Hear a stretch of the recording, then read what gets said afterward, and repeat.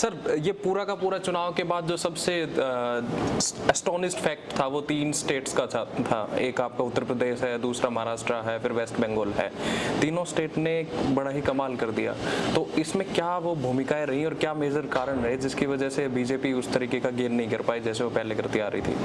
ठीक है, हम स्टेट वाइज चलेंगे पहले। तो मुझे तो लगता है जो सबसे बड़ा फैक्टर था वो ये था कि राम मंदिर उस तरह से नहीं चला जिस तरह से चलने की उम्मीद बीजेपी को थी। खैर, आपका सवाल ये है कि ये 3 राज्यों में जो उलटफेर हुआ वो कैसे हुआ। सबसे पहले उत्तर प्रदेश, यहाँ से शुरू करते हैं। यहाँ बैठे हुए हैं और 80 सीटें यहाँ से आती हैं। जो सोशल इंजीनियरिंग बीजेपी कर रही थी वो सोशल इंजीनियरिंग अखिलेश यादव ने की इस बार। अच्छा, ठीक है, एकदम बीजेपी की पिच पर खेले वो। ठीक है, जिस पिच पर बीजेपी पिछली बार खेली थी अखिलेश उसी पर खेल रहे थे। जो उन्होंने पीडीए का नारा दिया, पिछड़ा, दलित और अल्पसंख्यक, वो उनका चला। वो बार बार कहते भी थे कि एनडीए का टक्कर का मुकाबला पीडीए ही कर सकता है। एक्चुअली क्या था कि जो एक यादव और मुस्लिम जो वोट करते हैं अखिलेश के लिए ट्रेडिशनली करते रहे हैं, मतलब मुसलमान भी करते हैं, यादव भी करते हैं, उनको ये बात मालूम थी कि केवल ये करके वो कोई चमत्कार नहीं कर पाएंगे, उनको इसके बियॉन्ड जाना होगा।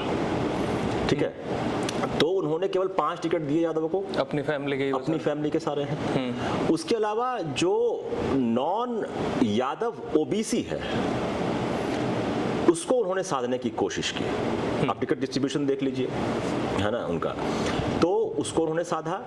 और दलित वोट जो मायावती का जो टूट रहा है, जो कि भाजपा के साथ गया था, जो नॉन यादव ओबीसी प्लस दलित, उनका वोट इस बार अखिलेश को मिला। ओके। लेकिन फ्रैंकली मैं बिल्कुल अपने दिल से कहूँगा, इतनी सीटें आएंगी और बीजेपी को इतनी कम सीटें आएंगी इसकी उम्मीद कम से कम मुझे तो नहीं थी। ओके, किसी को भी नहीं थी। अच्छा, इसमें सर ये है कि लोकल फैक्टर भी हैं और जो वहाँ के जो चीफ मिनिस्टर हैं योगी आदित्यनाथ, उनकी भी ये कहने सुनने में आ रहा है कि वो जिनको चाह रहे थे वहाँ के लोकल लोगों को, उनको टिकट नहीं दी बीजेपी ने, हाईकमान ने अपने हिसाब से टिकटें वहाँ पे बांटी। तो इसमें से जो ये नुकसान यूपी में हुआ है, अगर आप देख रहे हैं तो इसमें किसको ज़्यादा जिम्मेदार आप ठहराओगे? ये बात सही है कि, लेकिन चूंकि मेरे पास इस बात का कोई सबूत नहीं है कि मैं आपसे ये कह सकूं कि टिकट बांटे गए, ना, मतलब हाईकमान ने बांटे, चूंकि ये बात पता तो चलती नहीं बाहर। ये तो मतलब गुफ्तगू होती है जो बाहर आती है कि भाई टिकट सेंटर ने बांटे और स्टेट की सुनी नहीं गई। लेकिन इस बात को कहने का कोई ठोस आधार मेरे पास नहीं है क्योंकि मैं उस बातचीत में था नहीं।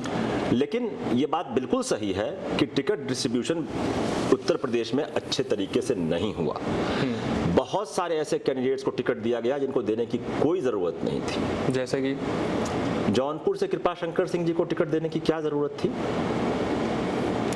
कृपा शंकर जी ने किताब लिखी है कि जिसमें उन्होंने किताब बाकायदा लिखी है, उसका विमोचन किया है, जिसमें उन्होंने मुंबई हमलों का जिम्मेदार आरएसएस को बताया है। ओह गॉड। अगर उस आदमी को पार्टी टिकट दे रही है और वो प्रधानमंत्री के साथ मंच साझा कर रहे हैं तो एक अच्छा मैसेज तो नहीं देता, ना तो आरएसएस को, ना काडर को।